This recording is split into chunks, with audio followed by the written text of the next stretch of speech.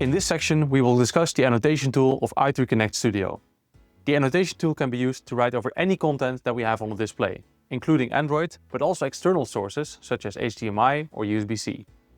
Now we can find the annotation tool within the side menu. We press the notch, and in the top row you can find the annotation tool. Now the annotation tool is basically the i3CONNECT whiteboard, but then as an overlay of the content that is below.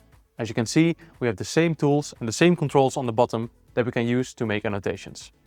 For example, we circle this, we write something.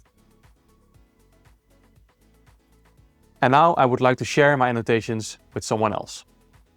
We can do this by bringing this annotation, including the content that is below, into the whiteboard. We do this in the bottom right of the display. By taking a screenshot of the entire display, you can see that the screenshot is then brought into the whiteboard. We can also easily switch to the whiteboard by pressing the whiteboard icon in the top left menu. There.